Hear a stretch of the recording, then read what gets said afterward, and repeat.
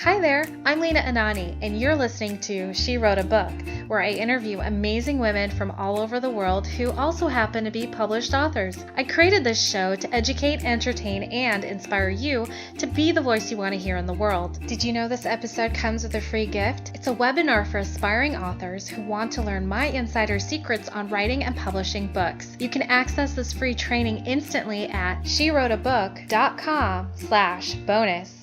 Now let's get started. You are listening to episode number 66 of She Wrote a Book, and today I'm interviewing Jenna Lange, author of the book, Please Don't Picture Them Naked, 10 Public Speaking Strategies for Fully Clothed Professionals. This guidebook takes a humorous look at some of the myths in public speaking and provides you with alternatives to help you connect, be clear, and compel any audience. The tips and suggestions in the book are easy to implement, and they work. Jenna has been working with executives for more than 20 years to help them communicate in a more connected, clear, and compelling way.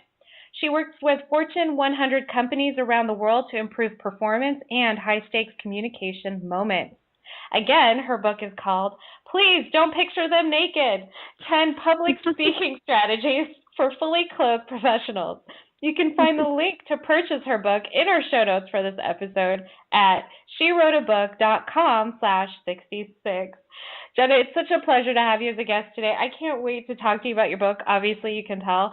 First of all, I just want to know, what inspired you to write this book?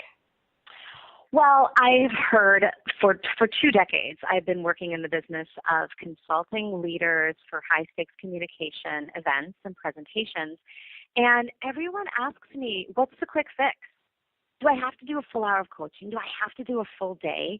What's the quick fix? Just tell me what to do. And people are so desperate to perform well in these very nerve-wracking environments, so they'll take advice from anyone. Picture them naked, put your hands at your side, look them in between the eyes. And I just got sick of hearing it. There's no quick fix. There's no quick fix. You have to work at it, like anything that you want to get better at. That's such an interesting perspective. I guess I've never really thought about that when it comes to public speaking or professional speaking. That's very interesting. Where did the title come up? Tell me a little bit about how you came up with the title, because obviously I love that title. Please don't picture them naked. I hope I did it justice when I pronounced it that way. Okay, Absolutely. Good. Absolutely, yeah. You kind of have to yell it. You kind of have to look them straight in the eye and say, please don't, anything but. So, yeah, that's pretty much it. So when I have people say, okay, I'm ready, I've got my story down, I feel like I'm really ready to stand on stage and I'm connected to this audience and I know what my stakeholders want, and then those nerves take over and they say, I'm gonna picture them naked. And that's where I would say, please don't, let's do some other things instead. And I kept saying these strategies to my clients, the 10 that you see in the book, and I thought that would be a really interesting way to draw people in. It's one of many things that I hear, many things that I hear for these quick fixes. Very clever title. I love it. So tell me, how long did it take before, what triggered the book is hearing all these excuses. How long did it take you to hear these excuses before you're finally like, all right, I need to write this book? How long did it take? Was it a year, 5 years? What are we talking about? I think that question, it took me too long. I'll just tell you, it took me too long. I had been hearing from my friends and my support network, you need to put this in a book, Jenna. You need to write a book.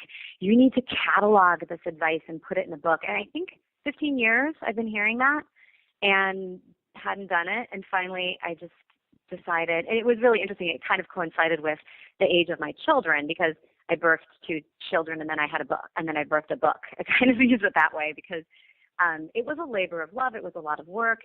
And it was, just 15 years of hearing, do this, do this, do this. And I think there was one pivotal moment with a client where I told a piece of advice that I'd said over and over and over again about knowing your stakeholders and knowing who you're talking to and how having a conversation is so much easier than giving a presentation. And it was a CFO of a large organization, and he looked at me and he said, that's brilliant. You need to have a conversation and not give a presentation. And I realized, was that brilliant? I didn't think that was brilliant, but it was brilliant to him. And so I needed to get that message out. And that was the catalyst to sit me down in front of my computer and start writing. That's awesome. So who's this book for? Is it for those corporate executives? Is that who you wrote this book for, or It's your target reader? Yeah, it's who I wrote my book for, but the audience, the readability across a wide variety of audiences is beyond what I imagined. So my experience tends to be more in the corporate world. That said, I've done a lot of work with education organizations, nonprofits, because I look at that high stakes environment. I'm getting ready to present. There's millions of dollars at stake regarding what I say and how I say it. And that's the environment that I spend a lot of time. And that said, I can be walking into a classroom of parents who are angry about a new policy that I put in place, and that is also very high stakes. So I've realized after writing it that it has wide appeal, wider than I thought. And it's interesting because my daughter has read a lot of it, and she's 8, and she's doing public speaking at 8 as an 8-year-old in 3rd grade. And there's a couple things that she's taken from the book that surprised me. That's incredible. That's so great. Yeah. Wow, 8 years old. Awesome. Yeah. So I'm looking through your table of contents right now. I'm reading the topics that you cover. It's the first strategy is show them you know them. Second is get to the point. Third is emote, and so on and so forth. And I'm reading through this, and it's resonating for me. And I've just started on a path of comedy, so I'm doing stand-up sets and stuff like that. So I'm wondering, is this book for me? If I'm doing shit like stand-up sets and stuff like that, would that help me? I so admire you and want to be you because you're going down the path of stand-up. I love stand-up. I flew back from New York yesterday, spent the whole plane ride watching Tina Fey and her variety of performances over the years. Parts of it are, I think there's little nuggets that you'd see and you'd say, hey, this is actually from improv. What she's suggesting is what I've heard in improv. So I think you'd see a lot of connection points there. I send so many of my clients to improv because it's the perfect environment to practice being present and being confident to receive whatever gets thrown at you, and then being able to think on your feet to do something with it. So there's a couple exercises in there that you should consider. There's one where I talk about this 5 things exercise, staring somebody in the face and having to give a list of topics without looking away or without saying And it's a more challenging than you think it's going to be, but it really helps with that projection of credibility and confidence when you can't remember what you're about to say. Incredible. That would definitely be an intense exercise. I'm thinking of all the exercises I've already done in improv, and I'm thinking, wow, I'm not sure if I could do that one. But yeah, that's cool. That's very good. Yeah, very good. Cool. Awesome. So, what has been like the best form of feedback that you've gotten since you published this book? Oh, what's interesting is, for example, someone like you who does improv. If you read it and came back to me and said, wow, I learned so much. There's a woman who's an anchor on a news program here I live in Seattle, Washington. She's been a TV news anchor for 20 years. And she read my book, and she looked me straight in the eye. She had this big smile on her face, and she said, Jenna, I loved your book. I learned so much. And I have so much admiration for people like you who do improv, and for her, she was a TV anchor woman for so long. And for her to say that to me, that is the best form of feedback. Like, this person who I feel like has it down. She knows what she's doing, and she got something out of it. Awesome. So good things come from writing books, obviously. Yeah. You know that now. Were you scared when you first started the project? Oh my gosh. Do you hear that from other people when you ask that question? I would imagine you do that, like they're scared to death. Yeah, there's always that voice in the head, that little voice that says, "Oh, don't do it." Actually, it's not the little voice. It's usually the loud voice that says, "Don't do it. You're not good enough." Yeah, yes, it was two things. First, in the beginning, when I started writing, I thought to myself, I'm not a writer. This isn't what I do. I speak. I'm really good at connecting. I'm really good at speaking. I'm not a writer. So you have these stories, these narratives that you tell yourself in your head, and then they become a reality. So I had to turn that voice off and turn a new story on about being a writer. So there was that process. And then it's the process of when you put it out there. And if there's somebody who writes me a review who I don't know, I'm like, oh, okay, who cares? I don't even know who this person is.